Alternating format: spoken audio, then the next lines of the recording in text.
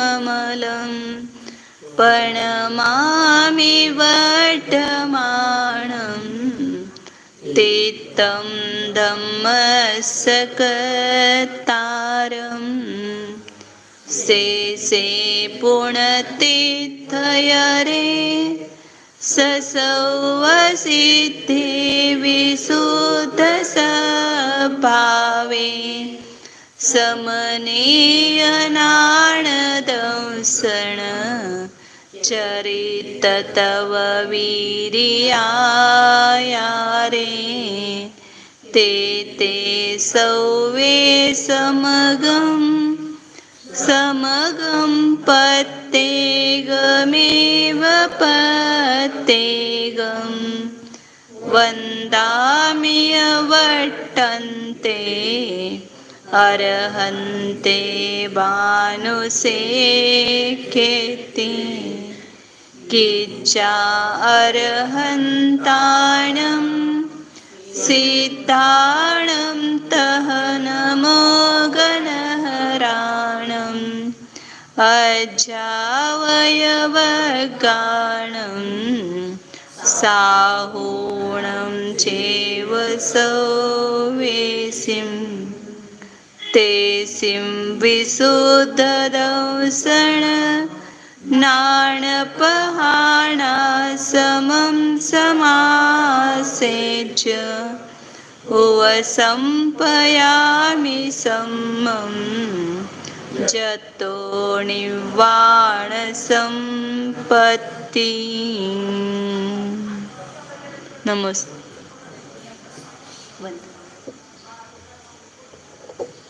कलिकाल सर्वज्ञ आचार्य कुंद कुंद देव की जय. बोलो अध्यात्मूर्ति अमृतचंद्र आचार्य देव की जय. बोलो परम पूज्य जयसेन आचार्य देव की जय. बोलो चारुद्र चक्रवर्ती समाधि सम्राट आचार्य शांति सागर जी महाराज की जय. बोलो प्रातः स्मरणीय गुरुदेव समंत भद्रमणि महाराज की जय. बोलो परम पूज्य आचार्य प्रवर एक सुंदर सागर जी महाराज की जय. बोलो परम पूज्य मम दीक्षा गुरु वात्सल्य सिंधु आचार्य सुयस सागर जी महाराज की जय.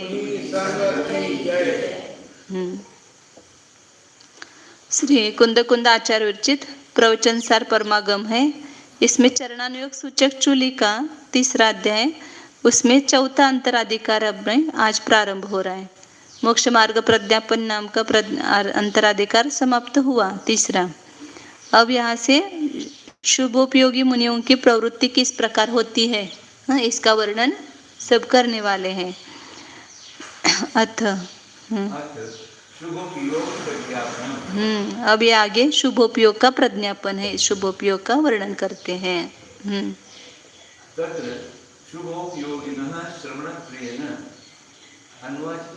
अन्वाचिनोति. जो शुभोपयोगी श्रमण है उनको भी श्रमणपणे से, किसी को लगेगा जो शुद्धोपयोग में ही है वही श्रमण है, फिर जो शुभोपयोग में वो श्रमण है कि नहीं है. तो जो शुभोपयोगी है उनको भी श्रमणपणे से उनको गौण रूप से ग्रहण किया जाता है.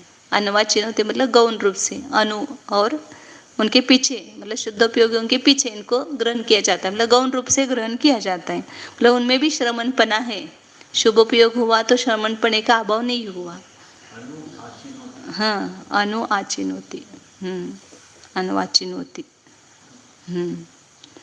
मतलब उनको भी स्वीकार किया जाता है, श्रमण रूप से उनको भी स्वीकार किया जाता है. समना शुद्धवजुत्ता सुहोवजुत्ताय होन्ति समयं मे तेषु विशुद्धवजुत्ता अनासवासासवासेसा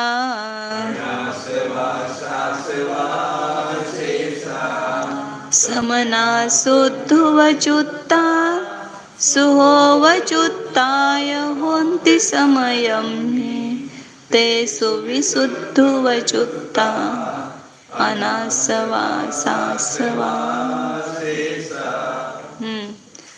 समयम में, आगम में, शास्त्र में क्या कहा है कि समना श्रमण दो प्रकार से कहे हैं। शुद्धवजुत्ता सुहोवजुत्ताय होती, शुद्धोपयोग से युक्त होते हैं और शुभोपयोग से युक्त होते हैं। मतलब दोनों भी श्रमण है, जो शुद्धोपयोग से युक्त है और शुभोपयोग से युक्त है। तेसु भी है, उनमें भी शुद्धवजुत्ता अनासवा, जो शुद्धोपयोग से युक्त है वे अनाश्रव है। मतलब इसको 11वें गुणस्थान से लेना क्या, ये यहाँ कहीं पर भी उन्होंने गुणस्थान में डाला नहीं है। हाँ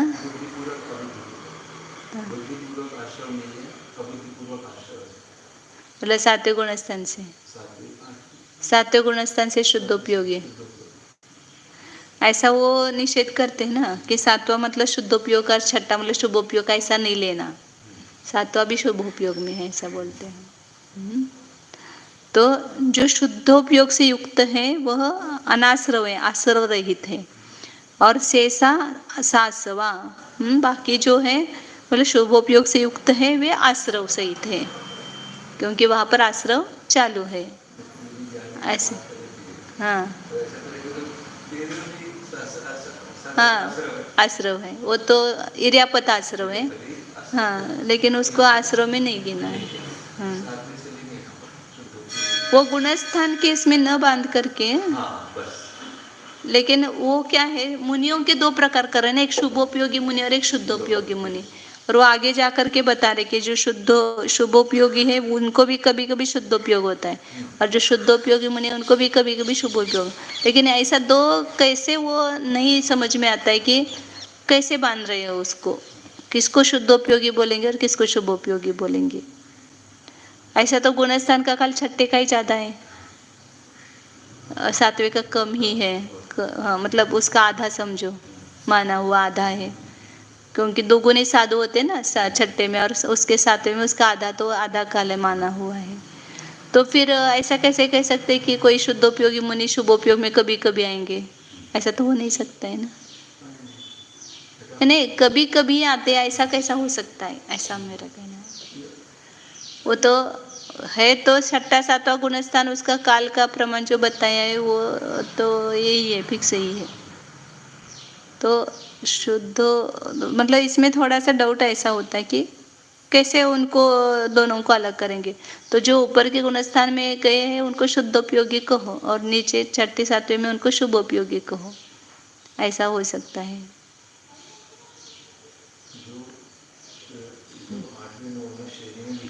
हाँ हाँ मतलब बुद्धिपूर्वक नहीं आते। हाँ वो तो शुद्धोपयोग में ही रहते हैं। हाँ हाँ हाँ तो ऐसे कैसे मुनियों में 2 विभाग करना, ये थोड़ा सा अपन विचार का विषय है। यहाँ जैसा लिखा है वैसा पढ़ते हैं, देखते हैं। जो शुद्धोपयोगी है वो आश्रव रहित है, अनाश्रव है, और जो शुभोपयोगी है वह आश्रव सहित है। अभी प्रवृत्ति ज़्यादा चलते हैं ना, अभी तो सबको मतलब शुभोपयोगी मानना पड़ेगा, क्योंकि अंदर में कभी क्वचित ही आना होता है ऐसे। 6ठा 7वां गुणस्थान तो होता है, लेकिन अंदर में जाते ऐसा नहीं है। हाँ हो सकता है, नहीं तो फिर आप क्या होंगे, अभी आधा घंटा प्रवचन कर रहे, पौन घंटा, और अंदर ही नहीं गए तो आप तो नीचे आ जाएंगे फिर। हाँ ऐसा नहीं है, ऐसा नहीं है। ऐसा आपको अनुभव होता है क्या, अंदर जाते मिनट मिनट में? हाँ हाँ हाँ नहीं ऐसा होता है, ऐसा प्रैक्टिकल देखो आप तो समझ में आएगा। हाँ तो वही विकास भैया ने लेख लिखा है ना बाद में, आपने नहीं पढ़ा शायद उसको, एक बार पढ़ना है उसको। हाँ नहीं कहेंगे, वो अपने आप ऑटोमेटिक क्या होता है, संज्वलन कषाय का तीव्र उदय आया 6ठे में गया, मंद उदय आया 7वें में गया, तो कषायों का मंद उदय हो गया, लेकिन वो शुद्धोपयोग में गया ऐसा नहीं है। हाँ हाँ हाँ हाँ हाँ नहीं, उपयोग तो विशुद्ध होगा कि छठे से सातवें में गए तो विशुद्ध होगा ये उपयोग। हाँ हाँ हाँ हाँ हाँ। नहीं पढ़ना नहीं, वो परिणाम अंदर चल रहे हैं ना, अंदर परिणाम तो हो रहे हैं ना, परिणाम हो रहा है, विशुद्धि है, उस विशुद्धि का नहीं है जो एकदम अपने आत्मस्वरूप में एकाग्रता रूप परिणाम, वो नहीं होता है हमेशा।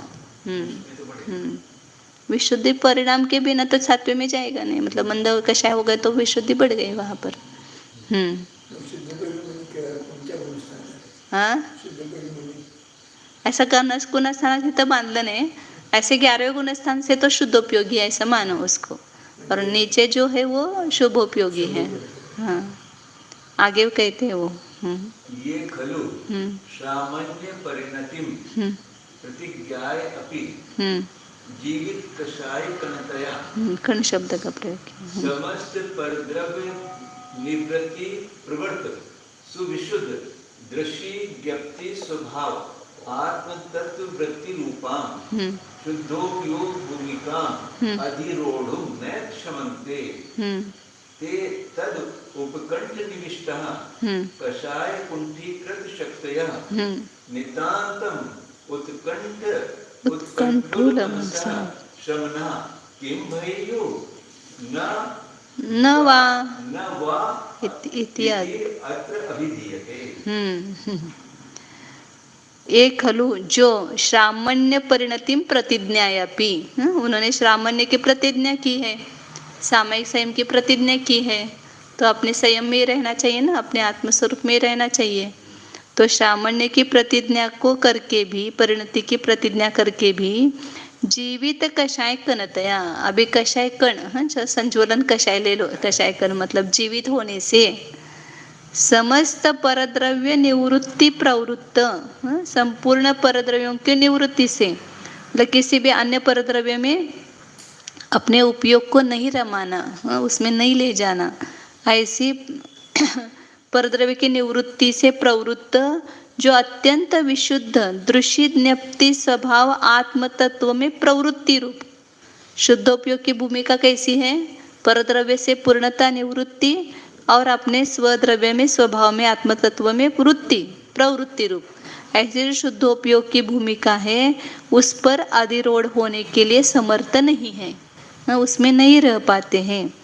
ते वे जीव तदुपकंठ निविष्टा, उसके पास में रहते हैं, उस शुद्धोपयोग की भूमिका में अधिरूढ़ नहीं हो पाते हैं, तो उसके उपकंठ मतलब पास में रहने वाले कषाय कुंठीकृत शक्तयः, इस कषाय ने उनकी शक्ति को क्या किया है? कुंठित कर दिया है। बहुत कषाय घातक है, ऐसा अनुभव होता है कषाय का, जब अंदर ये चलता है ना, तो इस कब कि कौन सी कषाय का उदय आएगा और कैसे इस जीव का पतन करेगा पता नहीं है। मतलब कैसे अपने को लगता है कि अभी हमारे परिणाम अच्छे तो हम अच्छे ही रहेंगे, लेकिन कुछ भरोसा नहीं है कभी इस कषाय का उदय आएगा और कैसे ये स्वरूप से अपने को नीचे पतन करेगा, पता नहीं चलता है।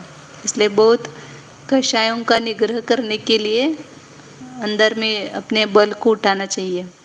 कषाय कुंठीकृत शक्ति, कषाय से जिसकी शक्ति कुंठित हो गई है ऐसा नितांतम उत्कुंठुल मनसः, सदैव अंदर में तो भीतर में तो उसको क्या है?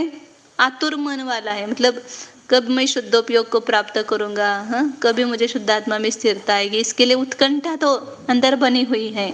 इसलिए उत्कंठल मनसः, आतुर मन वाले, वे श्रमणः किम भवेयुः, क्या वे श्रमण है कि नहीं है?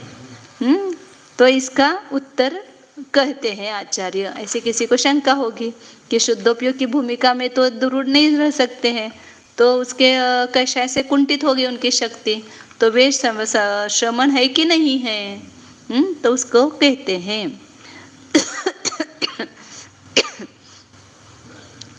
धम्मेन परिणतप्पा अप्पा यदि शुद्ध सम गजुदो पावदे निवाण सुहम सुहोवजुत्तो यसगस। 11 नंबर की गाथा थी। दम्मेन परिणतप्पा, 12 या 12 नंबर की गाथा होगी। धम्मेन परिणतप्पा, धर्म से परिणत आत्मा, मतलब जो धर्म रूप परिणत हुआ है ऐसा आत्मा यदि शुद्ध संप्रयोग से युक्त है तो निर्वाण सुखम पावती, वो निर्वाण सुख को प्राप्त करता है। मतलब यही रहने पर आरूढ़ होकर के देव जाता है तो निर्वाण सुख को प्राप्त करेगा ना। और सुहो वजुत्तो वह सग्ग सुहम, शुभ उपयोग से युक्त है तो स्वर्ग सुख को प्राप्त करता है। तो गाथा में ये बताया ना कि जो धर्म से परिणत है उसके दो उपयोग होते हैं, शुभोप से भी वो युक्त होता है और शुद्धोपयोग से भी युक्त होता है, ये गाथा में बताया है। तो उसको श्रमण को भले ही वो शुद्धोपयोग में नहीं है, शुभोपयोग में है तो भी वो श्रमण है, ऐसा बताया। इति स्वयमेव निरूपितत्वात् अस्ति तावत् शुभोपयोगस्य धर्मेण सह एकार्थ समवायः। इस प्रकार स्वयं आचार्य ने बताया है इस गाथा में कि जो धर्म से परिणत होता है वो शुद्धोपयोग से भी युक्त होता है और शुभोपयोग से भी युक्त होता है। शुद्धोपयोग से युक्त होगा तो निर्वाण सुख को प्राप्त करेगा और शुभोपयोग से युक्त रहेगा तो स्वर्ग सुख को प्राप्त करता है, ऐसा बताया है। इसलिए शुभोपयोग का धर्म के साथ एकार्थ समवाय है, मतलब जिसमें धर्म, जो आत्मा धर्म रूप से परिणत हुआ है वो शुभोपयोग की भी संगति में रह सकता है, शुभोपयोग के साथ में। लेकिन उसके लिए बहुत अच्छा उदाहरण दिया था उन्होंने वहां पर, जैसे घी है वह ठंडक पहुंचाने का काम करता है, लेकिन वह घी कभी अग्नि के संयोग में गर्म भी हो जाता है तो उल्टा काम करता है, विरुद्ध कार्यकारित्वात्।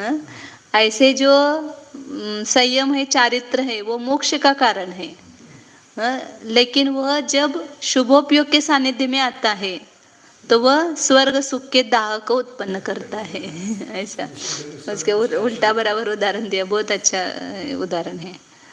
तो इसलिए शुभोपयोगी को धर्म तो है लेकिन वह स्वर्ग सुख का कारण होता है। धम्मेन परिणतप्पा, ते गद्यामध्येच लिहिलेलं आहे, टीकेमध्येच आहे तो। हा हा शुभोपयोगिनः अपि धर्म सद्भावात् भवेयुः श्रमणः। इसलिए इससे सिद्ध होता है कि शुभोपयोगी भी धर्म का सद्भाव होने से श्रमण है, मतलब वो श्रमण का अभाव नहीं है उनको। किंतु तेषां शुद्धोपयोगिभिः समकाष्ठत्वं न भवेत्। यतः शुद्धोपयोगिनः निरस्त समस्त कषायत्वात् अनाश्रवः एव। किंतु उनका शुद्धोपयोगियों के साथ समकाष्ठपना नहीं है, एक काष्ठपना नहीं है, मतलब समान नहीं हो सकते उसके, नहीं है। यतः जिस कारण से शुद्धोपयोगियों के संपूर्ण कषाय का अभाव है, इसलिए वो शुद्धोपयोगी उनको ऊपर के गुणस्थानों में गृहीत है। वो शुद्धोपयोगियों के संपूर्ण कषाय का अभाव होने से वे अनाश्रव ही है, इसलिए वो हमेशा पराग भैया कहते हैं 11वें 12वें गुणस्थान वरती शुद्धोपयोगी है, ऐसे। मतलब एक दृष्टि से वो चारित्र की अपेक्षा से बराबर ही है ना, लेकिन जहाँ पर वो शुद्धोपयोग निचले भी गुणस्थानों में बताते हैं वहाँ पर वहाँ उस अपेक्षा से लगाना चाहिए। सर्वथा 11वें में शुद्धोपयोग होता है ऐसा नहीं लगाना, एक 4थे का शुद्धोपयोग, एक 7वें का शुद्धोपयोग और एक 11वें का शुद्धोपयोग, ऐसे तीन शुद्धोपयोग की कैटेगरी अलग अलग है। तो 4थे का शुद्धोपयोग मतलब वहाँ पर केवल शुद्ध आत्मा के सन्मुख उसका उपयोग होता है, इसलिए उसको शुद्धोपयोग कहा है वहाँ पर। अनवकीर्ण कषायकनत्वात् शास्त्रवः एव। और ये कैसे है, जो शुभोपयोगी है वे कषाय कण का अनवकीर्ण कषाय कणत्वात्, कषाय कण का नाश नहीं करने से अनवकीर्ण वे शास्त्रव ही है। शुभोपयोगी जो है वे कषाय कण का अभाव नहीं होने से आश्रव सहित ही है।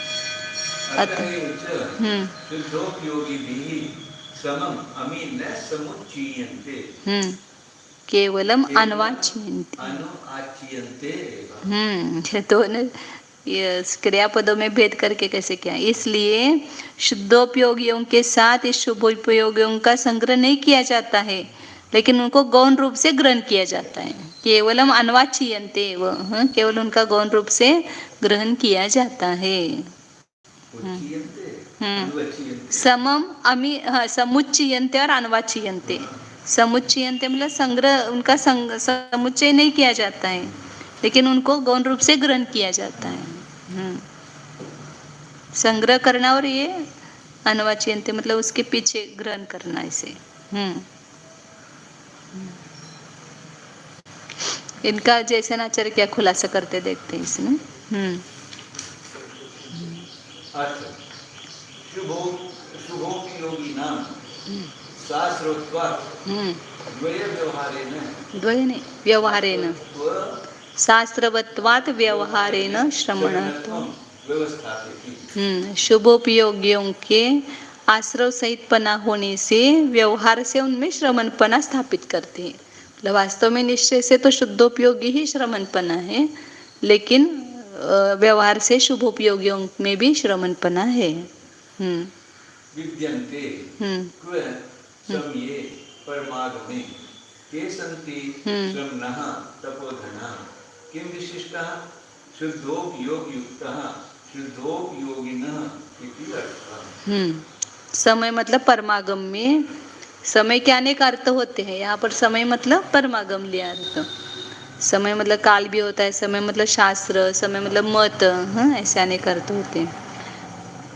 के संति कौन है, परमागम में कौन है, तो श्रमण तपोधन। कैसे है तपोधन, शुद्धोपयोग से युक्त मतलब शुद्धोपयोगी है, ऐसा कहा है। न केवलम शुद्धोपयोगयुक्तः शुभोपयोगयुक्तः च। परमागम में केवल शुद्धोपयोग से युक्त कोई मुनि नहीं कहा है, श्रमण नहीं कहा है, शुभोपयोग से भी युक्त है श्रमण। चकार अत्र अन्वय आचार्थे गौणार्थ। च जकार जो दिया है वह गौण अर्थ में ग्रहण करना चाहिए, मतलब गौण रूप से उनको श्रमण कहा है। तत्र दृष्टान्तः यथा निश्चयेन शुद्ध बुद्ध एक स्वभावः शुद्ध जीवः एव जीवा भजते व्यवहारेण चतुर्गति परिणतः अशुद्ध जीवः च जीवः इति तथा शुद्धोपयोगिनां मुख्यत्वं शुभोपयोगिनां तु चकार समुच्चय व्याख्यानेन गौणत्वम्। उदाहरण दिया, दृष्टांत दिया। वास्तविक जीव कौन है, हम जीव नहीं है, सवा जीव है। वास्तव में सिद्ध ही जीव है, क्योंकि वे अपने चैतन्य प्राण से जी रहे हैं ना, इसलिए जीवपना वास्तव में सिद्ध जीवों में है। और संसार के जीव जो है वो व्यवहार से चतुर्गति से परिणत, निश्चय से शुद्ध बुद्ध एक स्वभावी सिद्ध जीव ही जीव कहे जाते हैं। व्यवहार से चार गति से परिणत जो है अशुद्ध जीव, वे जीव व्यवहार से है, निश्चय से नहीं है। इति ऐसा कहा। उसी प्रकार शुद्धोपयोगियों के मुख्यत्व है श्रमणपना, मुख्यपना है, और शुभोपयोगियों के चकार के द्वारा उसका ग्रहण करने से, समुच्चय व्याख्यान होने से उनमें गौणपना है। शुद्धोपयोगी में श्रमणपने की मुख्यता है और शुभोपयोगी की श्रमणपने की गौणता है, गौण रूप से उसको ग्रहण किया है। ऐसे शुद्धोपयोग का भी गृहस्थों में गौण रूप से कहा है और मुनियों को मुख्य रूप से कहा है शुद्धोपयोग, ऐसा भी आता है।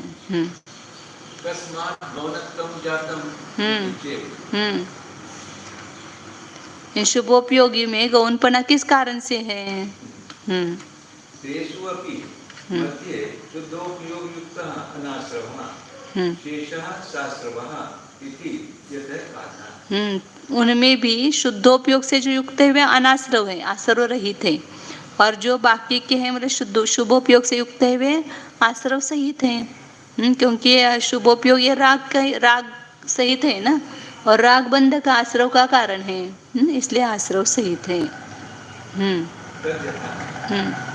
शुद्ध आत्म भावना बलेन समस्त शुभ अशुभ संकल्प विकल्प रहितत्वात् शुद्धोपयोगिनः निराश्रवः एव। भावों की अपेक्षा ले तो इसको, ये कर्म की तरफ न देख करके भावों की अपेक्षा से ले लो। जैसे शुद्धोपयोगी है, जब शुद्धोपयोग में रहते हैं तो निज शुद्धात्मा की भावना के बल से वहाँ पर क्रोधादि आश्रव उत्पन्न ही नहीं होते हैं, तो अनाश्रव है।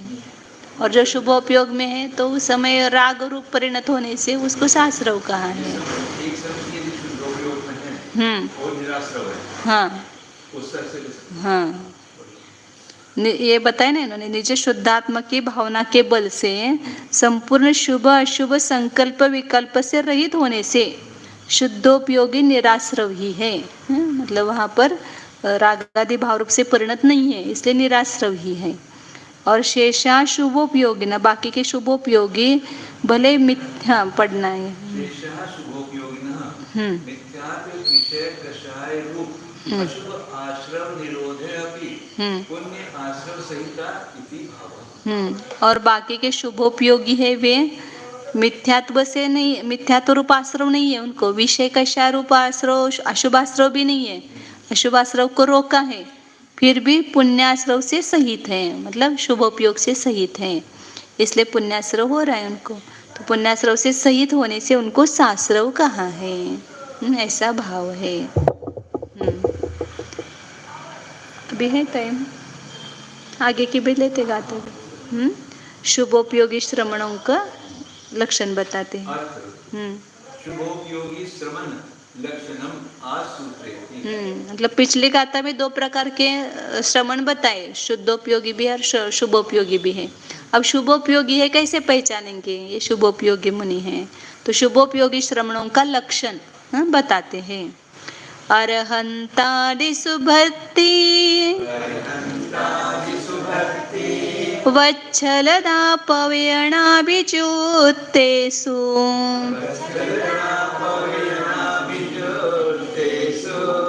विज्जति जदि सामन्ये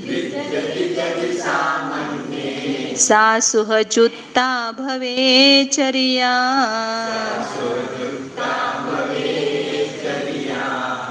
अरहन्तादिषु भक्ति वच्छलदापवयणाभिचूत्तेषु विज्जति जदि सामन्ये सा सुहजुत्ता भवे।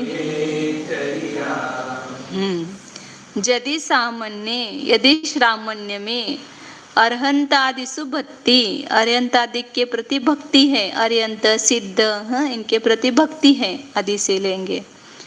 और पवयनाभिजुत्तेषु वच्छलदा, जो प्रवचन से अभियुक्त है, मतलब प्रवचनादिक रूप से परिणत ऐसे आचार्य उपाध्याय साधु है, तो उन प्रवचन के से अभियुक्त जो है उनमें वत्सलपना है, वात्सल्य भाव है, उनके प्रति एक अंदर से प्रेम उमड़ता है, समझो। तो सा सुहजुत्ता चर्या भवे, वह शुभयुक्त चर्या है, मतलब उनको शुभोपयोगी श्रमण कहेंगे। जो अरहंतादि की भक्ति से सहित है और प्रवचन के में अभियुक्त होने वाले जीवों के प्रति वात्सल्य भाव है, तो वे शुभोपयोगी मुनि हैं। स्वाध्याय कर रहे हैं, प्रतिक्रमण कर रहे हैं, वंदन आदि कर रहे हैं, तो वो शुभोपयोगी युक्त से युक्त है, ऐसा लेंगे। सकल संग संन्यास आत्मनि श्रामण्ये सति अपि कषाय लव आवेश वशात् स्वयं शुद्धात्मवृत्ति मात्रेण अवस्थातुम् अशक्तस्य परेषु शुद्धात्मवृत्ति मात्रेण अवस्थितेषु अर्ध आदिषु शुद्धात्मवृत्ति मात्र अवस्थित प्रतिपादिकेषु प्रवचन अभियुक्तेषु च भक्त्या वत्सलतया च प्रचलितस्य तावन् मात्र राग प्रवर्तित परद्रव्य प्रवृत्ति संवलित शुद्धात्मवृत्तेः शुभोपयोगी चारित्रम स्यात्। एक एक शब्द कितना तोल मोल करके रखते हैं आचार्य। सकल संग संन्यास आत्मनि श्रामण्ये, श्रामण्य वास्तविक क्या है, संपूर्ण परिग्रह का त्याग, संपूर्ण सावध्य योग का त्याग, ये ऐसी प्रतिज्ञा करते हैं, सामयिक की प्रतिज्ञा करते हैं। तो संपूर्ण परिग्रह का त्याग स्वरूप ऐसा जो श्रामण्य है, मुनिपना है, ऐसा होने पर भी वास्तविक कुछ भी नहीं ग्रहण करना चाहिए, सब कुछ छोड़ना चाहिए, लेकिन फिर भी कषाय लव आवेश वशात, छोटा सा कषाय है, संजुलन कषाय है, उसको लोग कहा, कशाय लौकी आवेश वश से स्वयं शुद्धात्मवृत्ति मात्रेन अवस्थातुम अशक्तस्य, वो कषाय बाधक बनता है ना, बार बार रहने नहीं देता है शुद्धात्मा में। तो शुद्धात्मा में जो प्रवृत्ति मात्र से रहने में असमर्थ है, रहने की इच्छा तो उसी में है लेकिन नहीं रह पाते हैं, थोड़ी देर बाहर ही आते हैं। तो क्या करेंगे, अवस्थातुम अशक्तस्य, अवस्थित रहना शक्य नहीं है, क्योंकि कषाय काम करता है ना, बार बार नहीं टिकने देता है अंदर में। परेशु शुद्धात्म वृत्ति मात्रेण अवस्थितेषु, अपन स्वयं शुद्धात्मा में नहीं रह सकते हैं और दूसरे जो शुद्धात्मा में जिनकी वृत्ति है, ऐसे अरहंत सिद्ध अपने शुद्धात्म स्वरूप में प्रवृत्ति है। तो भगवान आपके जैसे हमारे भी कब परिणाम हो, तो उनके गुणों के प्रति अनुराग आता है। उन्होंने जो सर्वज्ञता, वीतरागता इत्यादि गुण प्राप्त किए हैं, वैसे गुण मुझ में भी प्रकट हो। तो शुद्धात्मा वृत्ति में रहना इसके लिए असमर्थ है, लेकिन जो दूसरे शुद्धात्मा में वृत्ति करते हैं, ऐसे उसमें वृत्ति मात्र रूप से अवस्थित जो आर्यंतादिक है, उसमें शुद्धात्म वृत्ति मात्र अवस्थिति प्रतिपादकेश, और जो शुद्धात्म वृत्ति मात्र में रहने का प्रतिपादन करते हैं, मतलब शुद्धात्मा में रहना चाहिए ऐसा बताते हैं, ऐसे आचार्य उपाध्याय साधु है। प्रवचन अभियुक्तेषु, प्रवचन में जो अभियुक्त है, जो भगवान ने कहा हुआ आगम है, उसमें जो जिन्होंने अपना उपयोग जोड़ा हुआ है, ऐसे उन अरहंत आचार्य आदिक में भक्त्या, भक्ति से, वत्सलतया, वात्सल्य रूप से, प्रचलितस्य, जो प्रचलित है मतलब रहते हैं, तावन मात्र राग प्रवर्तित, उतना मात्र राग, अरहंत आदि की भक्ति का राग, और जो आचार्य उपाध्याय साधु है उनके प्रति जो भक्ति का राग, उतने मात्र राग से प्रवर्तित क्या हो गई है, परद्रव्य प्रवृत्ति संवलित शुद्धात्म वृत्ति है। ये जो शुद्धात्मा की वृत्ति उतने मात्र राग से प्रवर्तित जो परद्रव्य में प्रवृत्ति, आर्यंतादिक में प्रवृत्ति, परद्रव्य में प्रवृत्ति है, आचार्य उपाध्याय साधु में प्रवृत्ति, वो परद्रव्य में प्रवृत्ति है, तो उससे मिश्रित हो गई है ये शुद्धात्म वृत्ति, उससे मलिन हो गई है, संवलित हो गई है, इसलिए वह शुभोपयोगी चारित्रम से आती, इसलिए वो शुभोपयोगी चारित्र है, वो शुद्धोपयोगी चारित्र नहीं है। अतः शुभोपयोगी श्रमणानाम शुद्धात्मा अनुराग योगी चारित्रत्व लक्षणम। कितना अच्छा लक्षण दिया है कि शुभोपयोगी श्रमणों का लक्षण क्या है, शुद्धात्मा संबंधी अनुराग से युक्त ऐसा चारित्रपन है। अरहंतादि की भक्ति क्यों है, क्योंकि वे शुद्धात्मा में रहते हैं और मुझे भी शुद्धात्मा में रहना है। आचार्य उपाध्याय साधुओं के प्रति अनुराग क्यों है, क्योंकि वह शुद्धात्मा में वृत्ति को बताते हैं। तो शुद्धात्मा का अनुराग से युक्त जो चारित्र है वही शुभोपयोगी मुनियों का लक्षण है। कितना सुंदर शब्द रखा है, शुद्धात्मा अनुराग योगी, भले शुभोपयोग में रह रहा है लेकिन उसका अनुराग किस में है, शुद्धात्मा में रहने में उसका अनुराग है, उसके प्रति वांछा है अंदर से भीतर से, ऐसा चारित्र से सहित है, वो शुभोपयोगी का लक्षण है।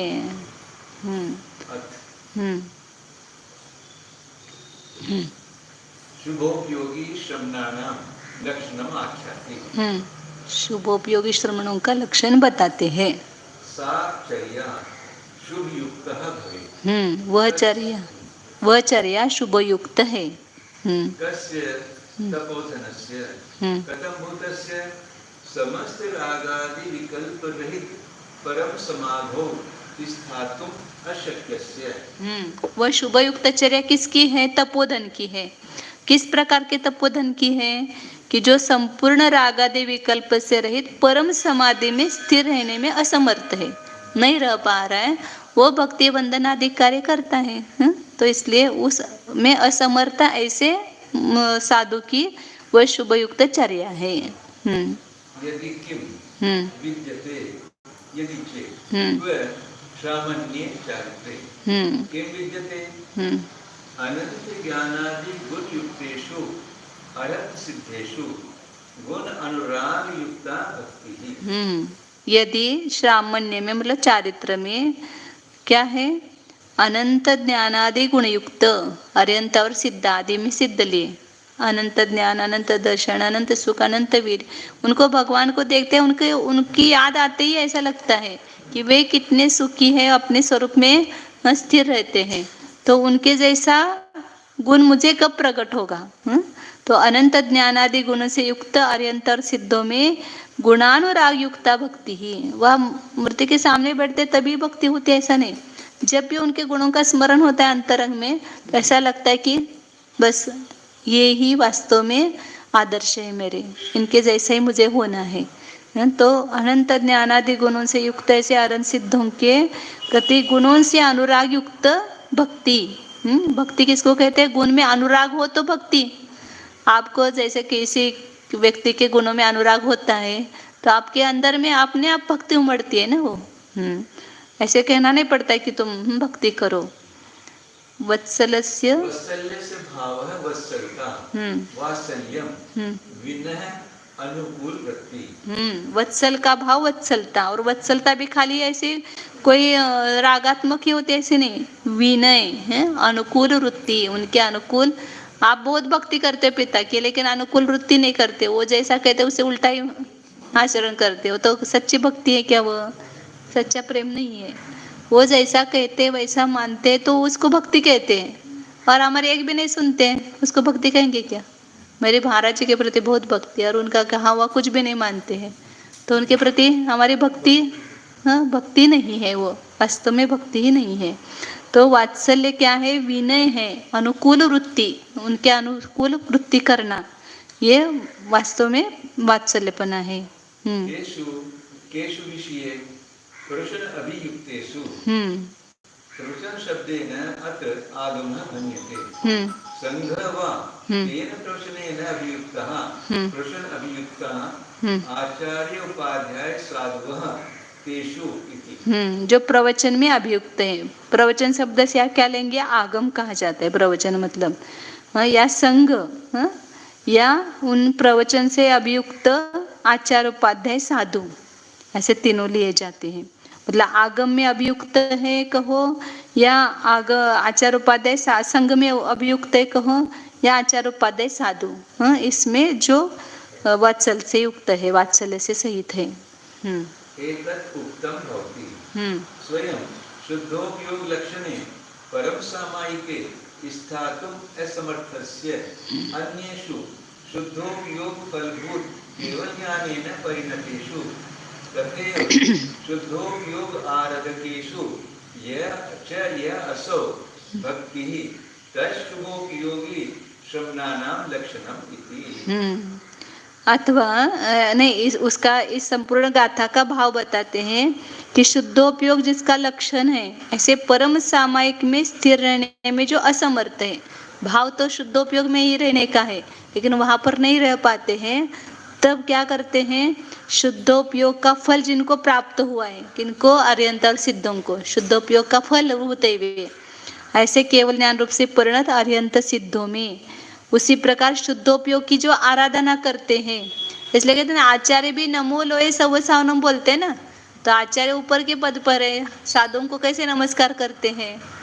साधुओं को नमस्कार आचार्य नहीं कर सकते ना, लेकिन फिर भी अपन कहते हैं रोज करते हैं। तो कौन से साधु को नमस्कार करते? जो शुद्धोपयोग की आराधना कर रहे, यह अभी शुभोपयोग में है, तो श्रेष्ठ हो गए वे साधु आचार्य से भी, जो शुद्धोपयोग की आराधना कर रहे हैं। तो इसलिए शुद्धोपयोग के आराधक ऐसे आचार्य उपाध्याय साधुओं में जो भक्ति होती है वह शुभोपयोगी श्रवणों का लक्षण है, मतलब जैसे परिणाम होना, ये शुभोपयोग की प्रवृत्ति है। और आगे बहुत सब खुलासा करेंगे, अभी 10 12 15 नहीं 70 गाथा तक है, 270 गाथा तक, मतलब 25 गाथा है ना शायद, अभी 46 हो गए, 24 गाथा है अभी।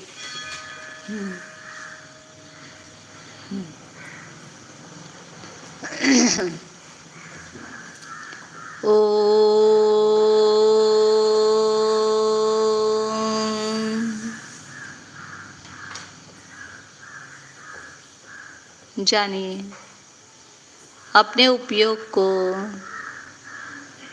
अंदर ले जाइए।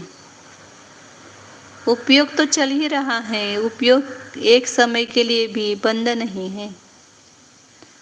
उस उपयोग का आप सदुपयोग करो।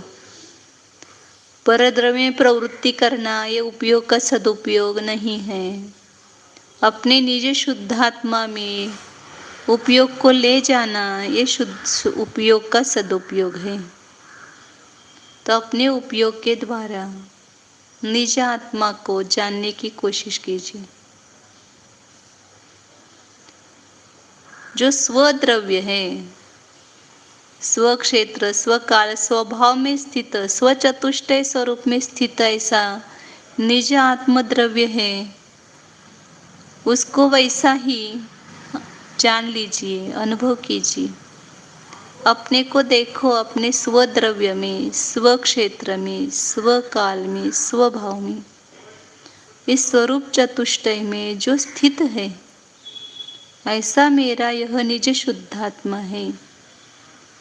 मैं परद्रव्य में नहीं हूँ, शरीर में नहीं हूँ। शरीर के भीतर रहते हुए भी मैं अपने में ही हूँ, अपने ही क्षेत्र में, अपने ही प्रदेशों में हूँ। मेरा आत्मा कहाँ है? शरीर में नहीं। शरीर के पास जो अमूर्तिक चैतन्य प्रदेश है, उसमें मेरा निवास है। मैं स्वकाल में हूँ। मेरी जो पर्याय है उसमें ही मैं स्थित हूँ। शरीर की अवस्था में मैं स्थित नहीं हूँ। मैं शरीर के क्षेत्र में नहीं हूँ, शरीर के काल में नहीं हूँ। जीव की चैतन्य रूप अवस्था वही मेरा स्वकाल है। मैं स्वभाव में हूँ। मेरे अनंत गुणों की जो वर्तमान पर्याय है उसमें मैं स्थित हूँ। पुद्गल की स्पर्श रस गुंध वर्णादि पर्याय रूप मैं नहीं हूँ। अपना भाव देखो, मेरा भाव क्या है?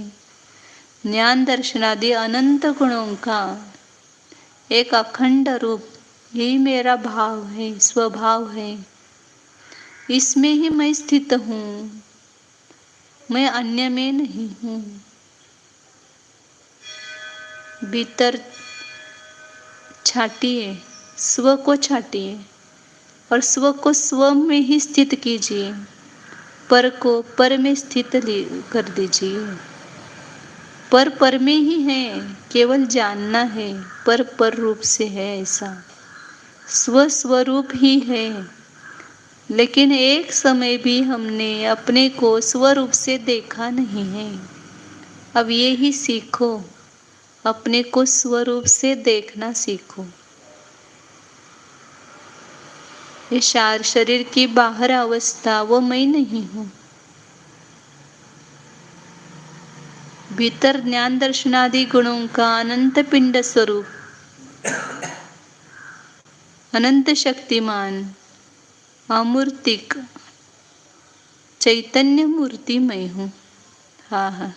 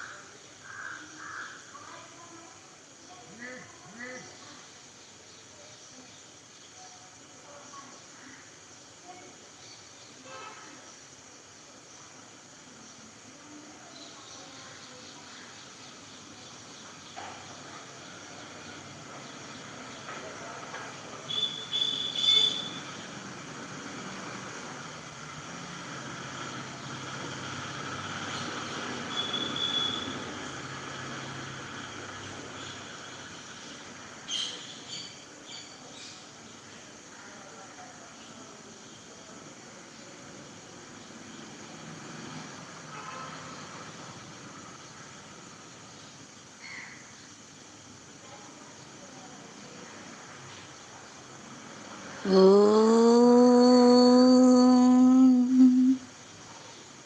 शुद्ध एको द्रोहम ओम